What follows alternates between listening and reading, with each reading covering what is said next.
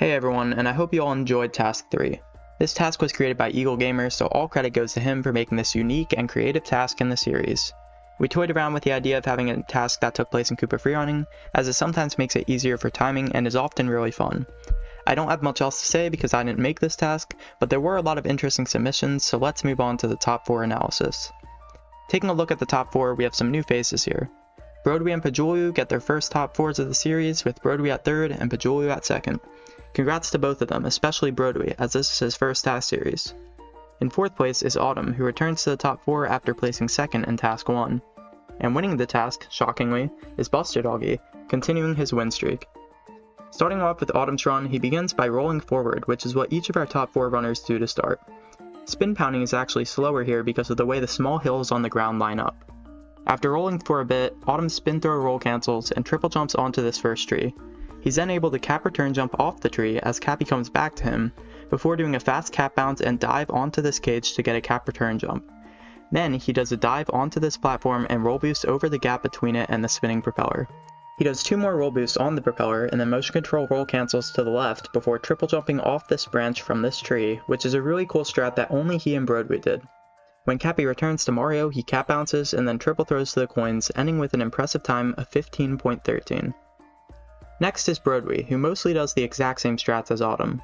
It is worth noting that at the start of his run, he roll boosts a bit more to the right and then roll cancels to the left before triple jumping onto the first tree, but it's hard to tell if that lost him any time compared to staying to the left. From there, his slightly better movement throughout the run allowed him to barely beat out Autumn by just a couple of frames with a time of 15.10. In 2nd place is Pajulu, who used a completely different route from the other 3 runners in the top 4 and most of the other runners who participated in this task. Pajulu opted to use the bottom route, allowing for less aerial movement. He roll boosts and then long jumps onto this bridge before doing 2 more roll boosts. It's worth noting that you can actually roll directly onto this bridge using this small rock, but I think that's irrelevant here since you'd have to take a much worse line. After this, Pajulu does a roll cancel bounce to the left and then dives onto this platform before doing 2 more roll boosts, while also making sure not to hit this tropical wiggler. He then roll cancels to the right and does a triple jump off the very edge of this platform and vectors as much as possible so he can do a dive all off of this little stump. After that, he cap bounces and triple throws to the invisible coins above. Overall, a great run from Pajulu. Lastly is Buster Doggy getting his 3rd win in a row. He starts his run off with notably fast rolls at the beginning and then does some similar movement to Autumn and Broadway to get to the tree with the cage on it. After cap return jumping off the cage, he up throw dives and roll boost on this small area of land. When Cappy comes back to him, he does a double throw roll cancel off this platform to bounce into Cappy while keeping his speed, and then triple jumps off this platform, cap bounces, and spin throws to the invisible coins. Great run from Buster, and congrats to him on continuing his win streak 3 tasks into the series.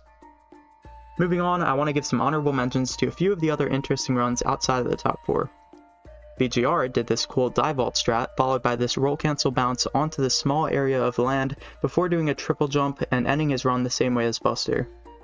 The G did this difficult cap return jump strat, enabling him to triple jump off the propeller pillar, which allowed him to not have to do the cap bounce before throwing Cappy at the invisible coins.